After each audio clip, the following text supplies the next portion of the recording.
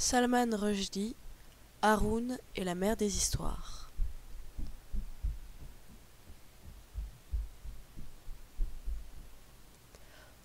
Zambla, Zanda, Xanadu. Au pays de son rêve, on peut vivre le vrai. Fées et enchantements te rempliront d'effroi. Alors que j'erre au loin, invisible et secret, ramène-moi vers chez nous, en lisant, près de toi. Le chat de Bla. Il était une fois dans le pays d'El-Ilf-Bé, une ville triste, la plus triste des villes. Une ville si épouvantablement triste qu'elle en avait oublié son propre nom. Elle se trouvait près d'une mer lugubre, remplie de poissons chagrins, si désagréables à manger que les gens rôtaient mélancoliquement malgré le ciel bleu. Au nord de la ville triste, il y avait d'immenses usines dans lesquelles, m'a-t-on dit, on fabriquait vraiment de la tristesse. On l'emballait et on l'expédiait aux quatre coins du monde, qui ne semblaient jamais en avoir assez. Les cheminées des usines de tristesse crachaient une fumée noire qui restait suspendue au-dessus de la ville triste, comme de mauvaises nouvelles.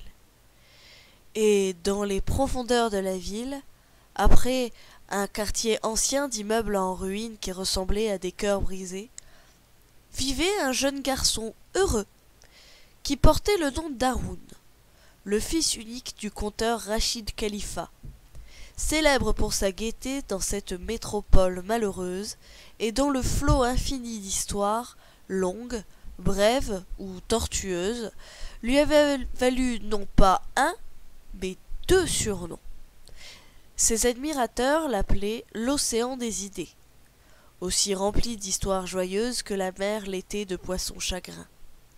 Mais pour ses rivaux jaloux, il était le chat de Bla. Pour sa femme, Soraya, Rachid fut pendant de nombreuses années un mari aussi affectueux qu'on peut le désirer. Et pendant toutes ces années, Haroun grandit dans une maison où, au lieu de visages tristes et renfrognés, il eut le rire toujours près de son père et la douce voix de sa mère qui chantait. Puis, quelque chose se détraqua. La tristesse de la ville réussit peut-être à s'insinuer par les fenêtres. Le jour où Soraya s'arrêta de chanter, au beau milieu d'une chanson, comme si quelqu'un avait donné un coup de baguette, Haroun se dit que les ennuis se préparaient. Mais il ne se doutait pas à quel point il avait raison. Rachid Khalifa était tellement occupé à inventer et à raconter des histoires qu'il ne remarqua pas que Soraya ne chantait plus, ce qui probablement aggrava les choses. Mais Rachid était un homme très occupé, constamment demandé. C'était l'océan des idées, le célèbre chat de Bla. Avec les répétitions et les représentations, Rachid se trouvait si souvent sur scène qu'il ne s'aperçut pas de ce qui se passait dans sa propre maison.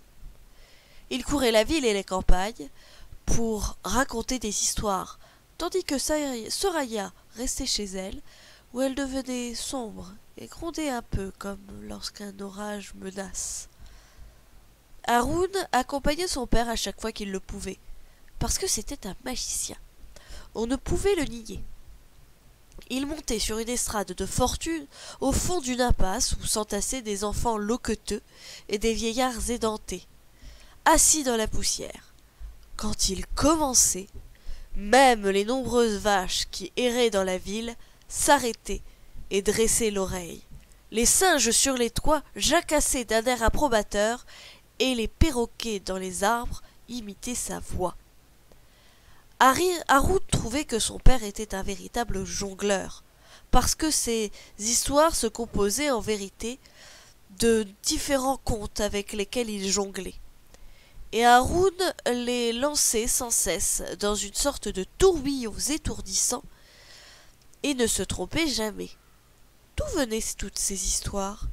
Il semblait que Rachid n'avait qu'à ouvrir ses lèvres rondes et rouges sur un sourire pour qu'il en sorte une saga flambant neuve, avec sorcellerie, histoire d'amour, princesse, méchants oncles, grosse tante, gangster à moustache et pantalon à carreaux jaunes.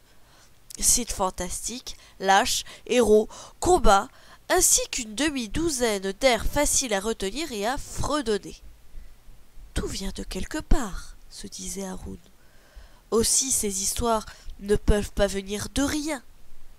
Mais à chaque fois qu'il posait à son père cette question essentielle, le chat de Blas plissait les yeux. Pour dire la vérité, légèrement globuleux.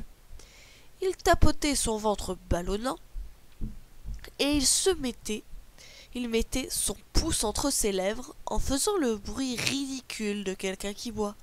Glou, glou, glou. Haroun détestait que son père se conduise ainsi. « Non, allez, d'où est-ce qu'elles viennent vraiment ?» insistait-il. Et Rachid remuait mystérieusement les sourcils et agitait les doigts comme un sorcier. « De la grande mère des histoires, » répondait-il.